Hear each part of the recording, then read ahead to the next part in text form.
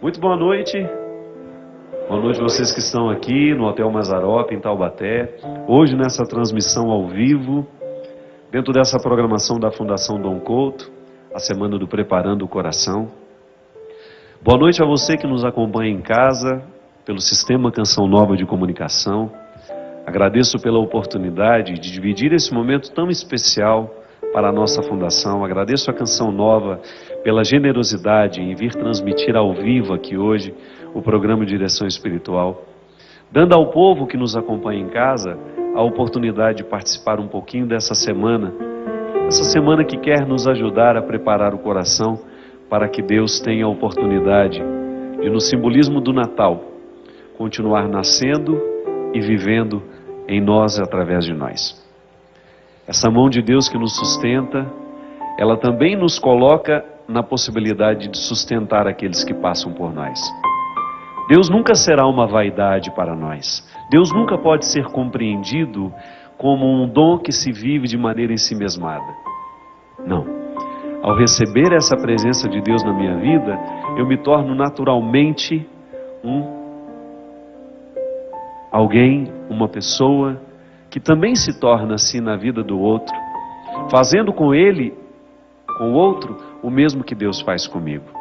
Então, se Deus me sustenta, a minha vocação humana é também sustentar os que precisarem de mim. Isso não seria esse o grande significado do Natal? A gente receber este comunicado divino através de um menino que, a partir deste momento, nós teremos a oportunidade de levar na nossa carne este mistério de sermos como Deus. A proposta cristã é muito ousada.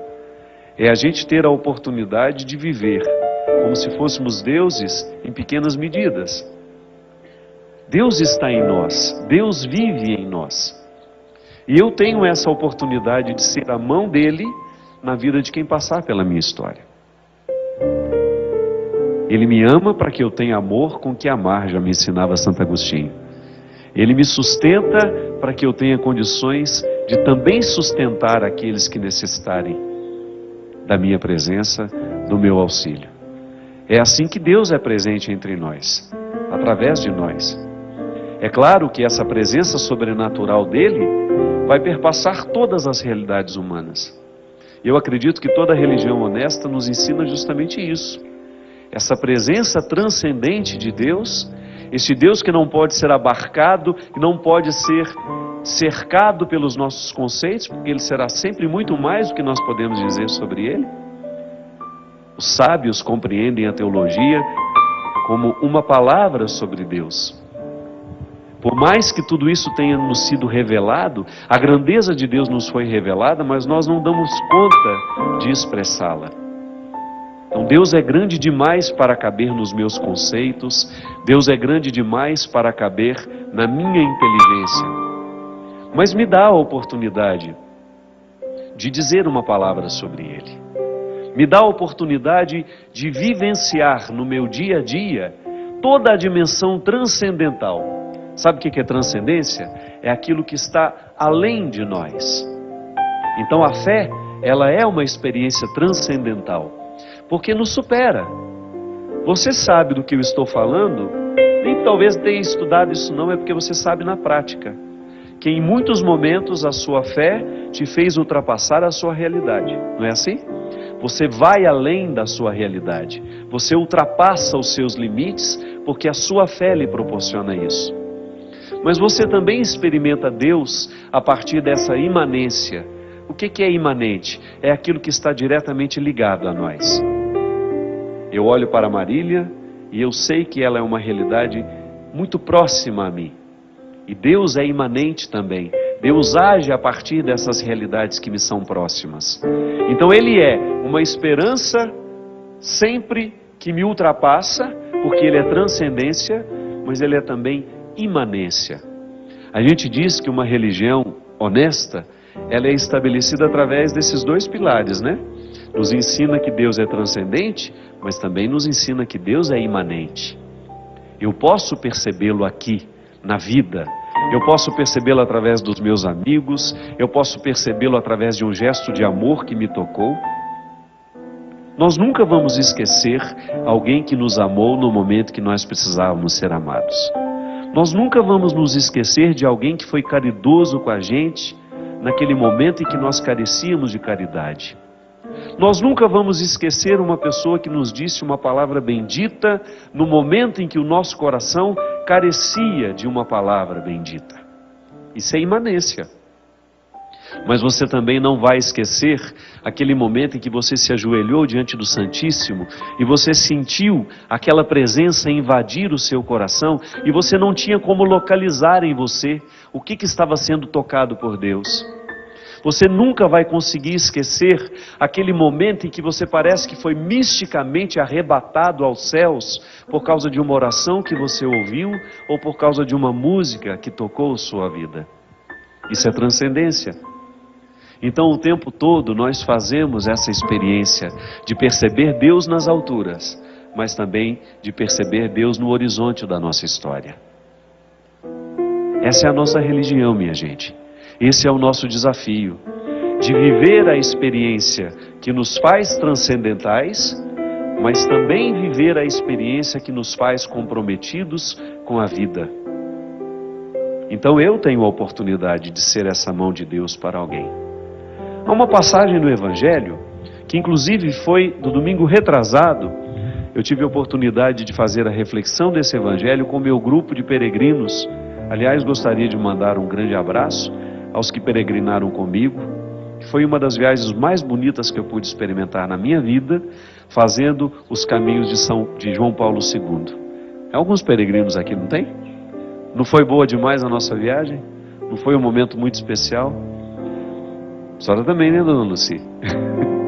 Nós estivemos no domingo desse evangelho, nós celebramos a mais de quantos metros abaixo da terra? Uns 500 metros ou mais? Não me lembro. 300 metros. Nós estávamos numa caverna, numa região que inclusive é reconhecida pela ONU como Patrimônio da Humanidade, lá na Polônia. Descemos bastante para conhecer aquelas minas, as minas de sal, um lugar lindo, bonito. E de repente tivemos a oportunidade de celebrar numa capela, lá debaixo dessa profundidade toda.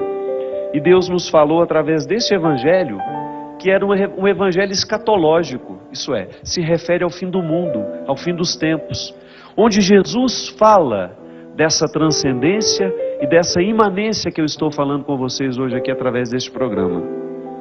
Jesus nos mostra como é que nós podemos alcançar o reino futuro, como é que nós podemos salvar a nossa alma.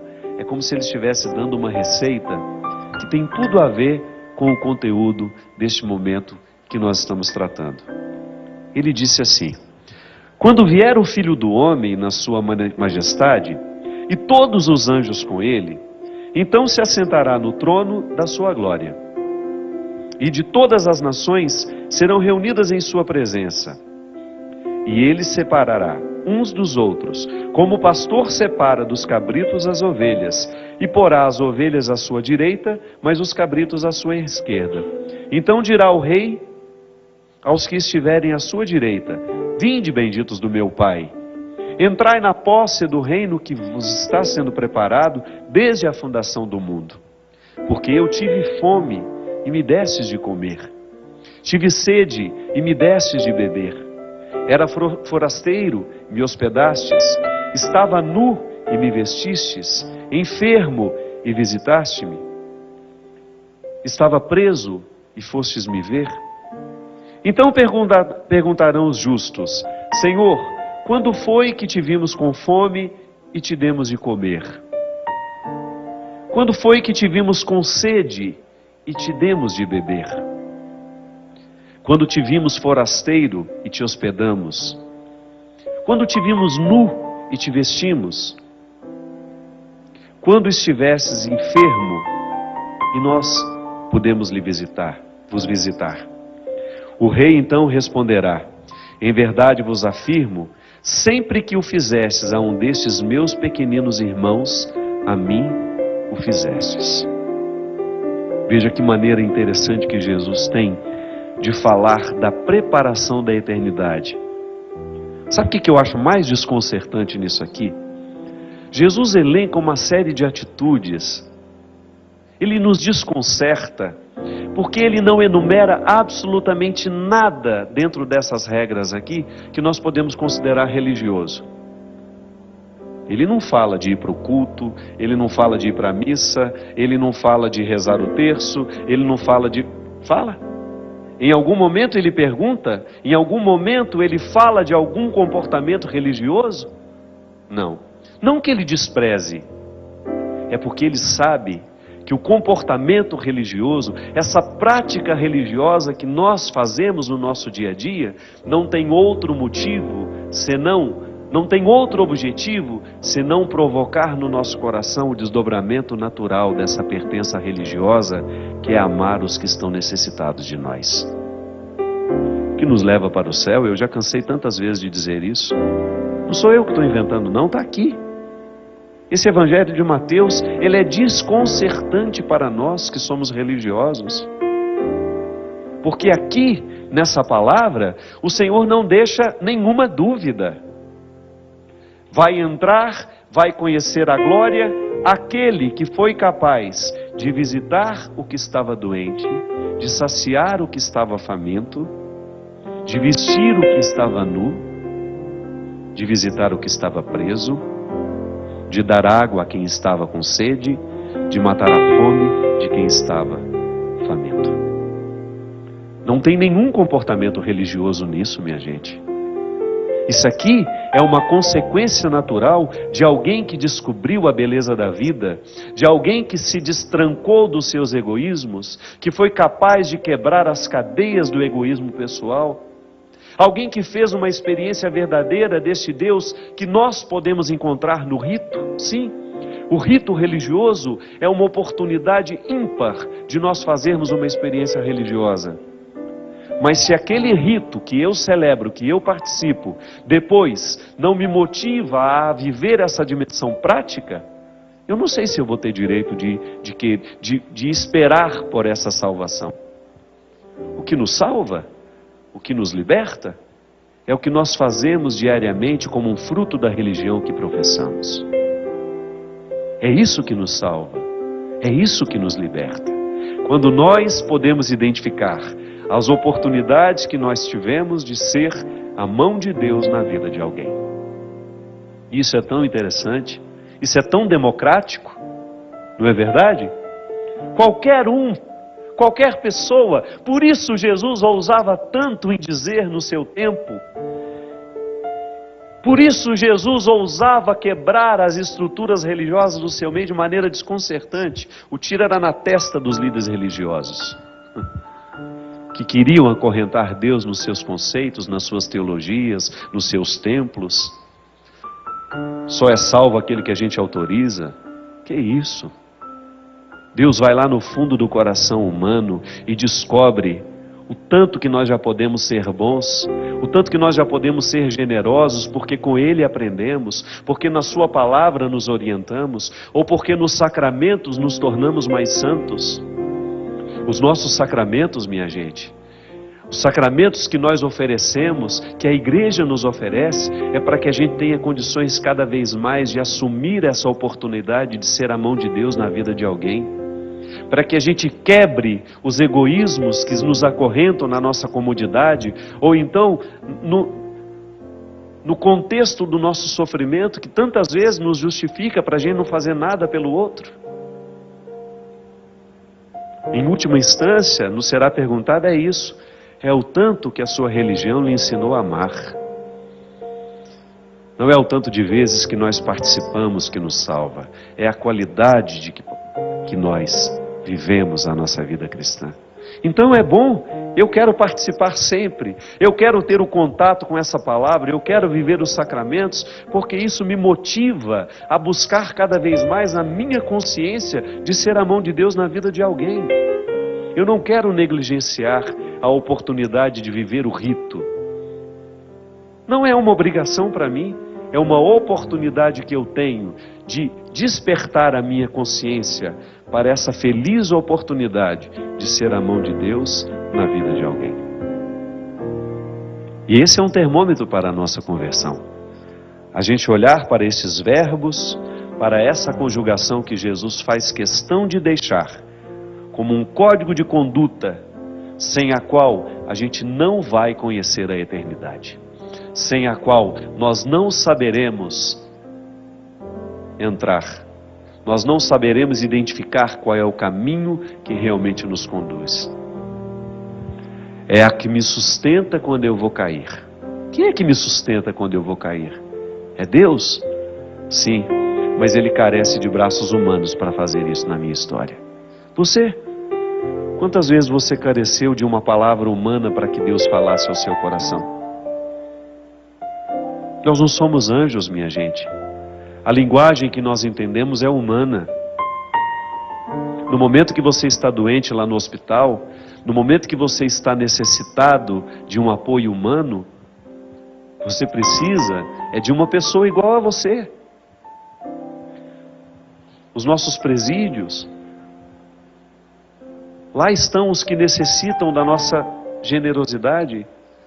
Nos hospitais, tantas vezes nós falamos isso entre nós, né?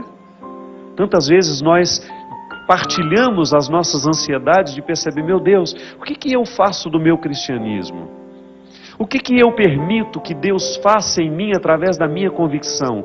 Ou a minha convicção é um cofrezinho que eu levo comigo, que eu faço questão de ter, mas que eu nunca abro para modificar as minhas atitudes, ou até mesmo para me mover na direção de uma obra de caridade, na direção de uma pessoa que realmente esteja necessitada de mim? Eu dobro tanto os meus joelhos para rezar a Deus, mas me falta unir a esses joelhos dobrados, braços estendidos na direção de realidades que precisem de mim. Como é que eu posso admitir que o meu cristianismo seja salvífico se eu negligencio a oportunidade de fazer o bem a alguém? Se eu perco a oportunidade de dizer uma palavra bendita a quem está ao meu lado, a quem amanhece na mesma casa que eu? Se eu negligencio a oportunidade de escrever uma palavra que possa edificar alguém? Se eu, entre dizer uma palavra que pode edificar ou uma palavra que pode prejudicar, eu escolho a que prejudica, eu estou me distanciando disso que Deus fala, que Jesus fala de maneira muito concreta, com uma condição sine qua non, isto é, sem ela não existe a possibilidade de se conhecer a Deus, de se chegar à eternidade. Porque lá onde existe um limite humano, ali, se alguém está passando fome, se alguém está passando uma necessidade, é porque o cristão que está mais próximo está negligenciando a oportunidade de fazer o gesto salvífico. Não estou falando para nós entrarmos numa cultura de assistencialismo, não estou falando disso. Não estou fazendo aqui nenhuma política. Estou apenas dizendo que toda vez que nós descobrirmos uma necessidade que nós podemos auxiliar, é ali que nós podemos viver concretamente o nosso cristianismo. Eu faço essa abertura, minha gente, porque esse tem sido o desejo da Fundação Dom Couto. A Fundação Dom Couto está reunindo pessoas que queiram ser a mão de Deus na vida de alguém. Um trabalho voluntariado que tem sido evangélico na vida de muitas pessoas. Um trabalho voluntariado que tem aberto os corações para que a gente tenha condições de perceber que o território da nossa salvação é o irmão que necessita, é o irmão que está carecendo de uma presença, de um gesto, de uma ação, e que nós podemos fazer isso. Ninguém é tão pobre que não possa oferecer o seu coração como um apoio para o outro, no momento da sua luta, no momento da sua dificuldade. Ninguém é tão pobre que não possa oferecer uma ajuda financeira a alguém que esteja necessitado, a alguém que esteja desempregado, a alguém que esteja precisando recomeçar a vida. É assim que a gente se salva. É assim que essa teia religiosa, de fato religiosa, tem o poder de convencer o mundo de que o cristianismo, de que a religião, não me limito aqui a dizer somente para o cristão, somente para o cristianismo, não. Volto a dizer, é toda religião que seja séria. Nos ensina o amor a Deus e o amor ao ser humano. Nos ensina que nós podemos viver toda essa dimensão transcendental da fé, mas sem nunca esquecer as dimensões concretas daquilo que nos cerca. É a que me sustenta quando eu vou cair, é a que me dá forças para resistir, a que me alcança, que nunca falha, me move com poder, é a que me sustenta quando eu vou cair, é a que me dá forças para resistir, a que me alcança, que nunca falha, me move com poder, a mão de Deus.